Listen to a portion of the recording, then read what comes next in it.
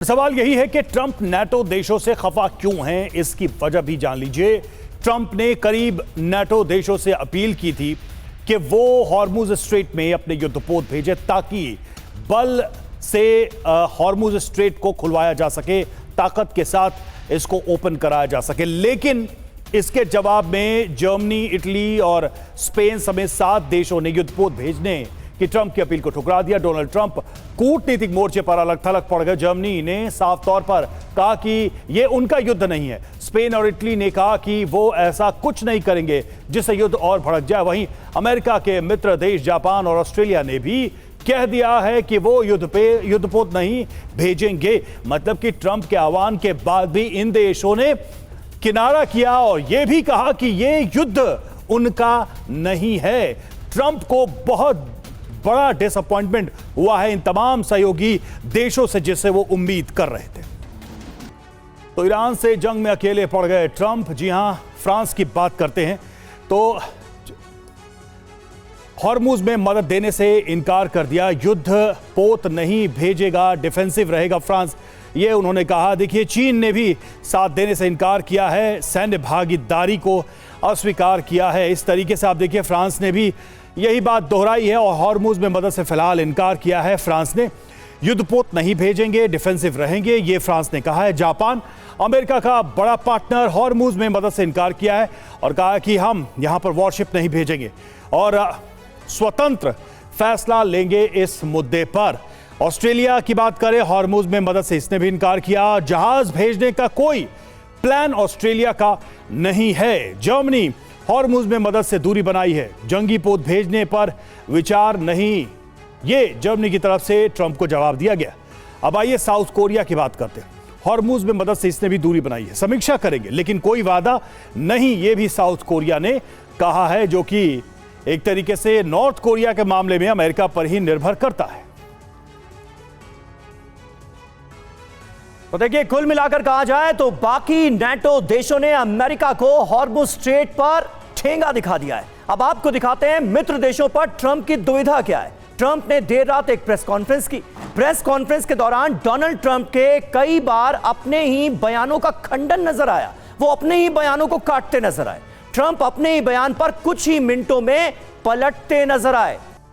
हमारे सहयोगी मनीष झा इस वक्त हमारे साथ जुड़े हुए हैं, सीधे चलते हैं उनके पास। मनीष, ट्रंप का हम बयान सुन रहे थे, हॉर्मुज स्ट्रेट के लिए वो मदद भी मांग रहे हैं, दूसरी तरफ कह रहे हैं हमें किसी की जरूरत नहीं, हम बहुत पावरफुल हैं। स्टेटस क्या है ट्रंप का? वाकई में ट्रंप अपने आप को अब फंसा हुआ अकेला महसूस कर रहे हैं या फिर ये वही बीज है जो रूस और यूक्रेन युद्ध के दौरान नाटो को लेकर ट्रंप ने बोया था और उसकी फसल अब काट रहे हैं?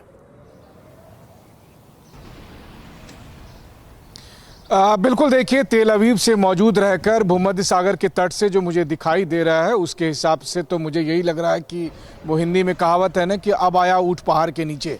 तो प्रेसिडेंट ट्रंप को अब समझ में आ रहा है कि कहाँ तो वो पिछले कुछ महीने पहले वो सिकंदर बनकर पूरी दुनिया जीत रहे थे कि हम वेनेजुएला ले लेंगे, ईरान ले लेंगे, क्यूबा ले लेंगे, ग्रीनलैंड ले लेंगे और इस दुनिया में सबसे शक्तिशाली ताकत हमारे पास है। लेकिन ईरान के युद्ध में उन्हें समझ में आया कि साथियों की क्यों ज़रूरत होती है, क्यों आपको दोस्त चाहिए होता। हर बात में हाँ में हाँ मिलाने वाला ब्रिटेन तक कह रहा है कि हम इस जंग में आपके साथ नहीं हैं। तमाम यूरोपीय देश जो नाटो के पार्टनर मेंबर हैं वो सब कह रहे हैं कि ये तुम्हारा युद्ध है, ये हमारा युद्ध नहीं है। जापान, ऑस्ट्रेलिया जैसे देश भी कह रहे हैं, जो कि क्वाड मेंबर हैं, वो कह रहे हैं कि हम आपकी कोई मदद के लिए अपनी सेना नहीं भेजेंगे। ऐसा नहीं कि उनके पास सेना नहीं है या उनके पास संसाधन नहीं है, वो ये कह रहे हैं ये तुम्हारी लगाई हुई आग है। मनीष, अगर आप मुझे भी याद दिला पाए, मुझे ध्यान आ रहा है कि लगभग यही भाषा ट्रंप ने तब इस्तेमाल की थी जब नाटो मेंबर्स ने कहा था कि आप हमें सहयोग करिए, तो वो कहते थे कि भाई ये लड़ाई नाटो की है, ये यूरोप की है, उनको इंडिपेंडेंट होना चाहिए, वो खुद लड़े, अमेरिका इसका बोझ नहीं उठा गया। क्या लगभग वही भाषा दोबारा ट्रंप को सुनने को नहीं मिल रही है अपने पार्टनर्स की तरफ से? बिल्कुल देखिए, वो कहता है ना कि इतना जल्दी ऊपर वाला आईना दिखाएगा, ये किसी को अंदाजा नहीं था। 1 साल नहीं बीते, कहाँ तो भाषा थी रूस यूक्रेन युद्ध में कि ये हमारा युद्ध नहीं है। यूरोप को वो कहते फिर रहे थे कि आप अपना युद्ध खुद समेटिए। वो हर किसी को ये कहते थे कि this is your problem not mine.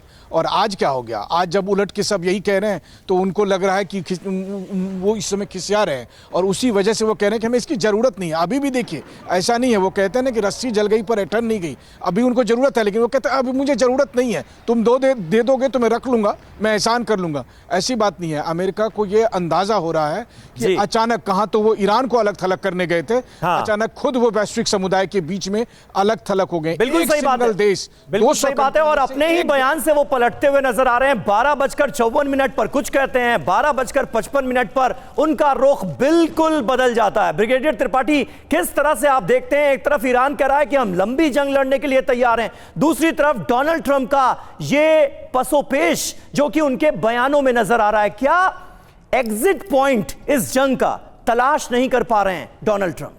Sameer, बिल्कुल एक पॉइंट जो पहले हम बात कर रहे थे उसका मैं कहना चाहूँगा कि डोनाल्ड ट्रंप ने पहले ही जो नाटो के ऊपर उन्होंने बोल दिया था, जब यूक्रेन और रूस की लड़ाई के बीच उन्होंने कहा था कि अब नाटो को अपना ज़्यादा खर्च करना पड़ेगा डिफेंस के ऊपर। हाँ। और वही नाटो जो 1 से 2% जीडीपी का करता था, अब 5 से 6% पर करेगा अपने जीडीपी का। आप देखिए कितना फर्क पड़ा।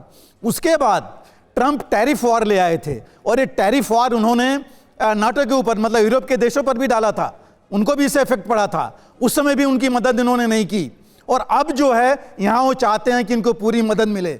लेकिन सबसे पहली बात यह है कि जो आपने कहा समीर, ट्रंप इसमें बुरी तरह फंस गए हैं। उनका एम क्या था? 2 कंट्रीज हैं, देखिए, यूएस और इजराइल, दोनों की एम अलग हैं ईरान के ऊपर। ट्रंप चाहते थे कि ईरान की रेजिम चेंज हो जाए, वो चाहते थे कि वो कुछ ही दिनों में 2-4-6 दिन में कब्जा कर लेंगे ईरान के ऊपर, सारे जो तेल का उनका भंडार है इनको मिल जाएगा और अपने हिसाब से वो चलेंगे। आप देखिए ईरान जो है 2800 किलोमीटर की कोस्ट लाइन है, और स्टेट ऑफ हार्मुज भी देखिए उसके साथ मिला करके इतनी बड़ी कोस्ट लाइन के साथ बहुत ज़्यादा एरिया इन्फ्लुएंस करता है। लेकिन ये इनके हाथ में नहीं आ रहा है, ये इनकी रिजीम चेंज नहीं कर पाए। लोग ये सोचते थे कि लोग अमेरिका की तरफ आएंगे, आगे आएंगे, लेकिन सारे लीडरशिप खत्म करने के बावजूद ये उतना नहीं कर पाए। इजराइल क्या चाहता है? इजराइल चाहता है कि ये लड़ाई चलती रहे, और वो चाहता है कि जो बैलिस्टिक मिसाइल कैपेबिलिटी है ईरान की वो बिल्कुल खत्म हो जाए, जिससे कि इसके आगे उसकी हिम्मत ना रहे कुछ करने के लिए। तो ये जो आपस में इन दोनों लोगों की एम अलग हैं, इस वजह से ये कुछ कर नहीं पा रहे हैं। और ये चीज नाटो बखूबी समझता है, क्योंकि उसकी 40 से 50% एनर्जी इस सेक्टर से जा रही है, वो जो है मिडिल ईस्ट से जा रही है। अगर वो इन्वॉल्व हो गए तो उनके लिए बहुत ज़्यादा मुश्किल हो जाएगा, उनके खुद की इकॉनमी के लिए।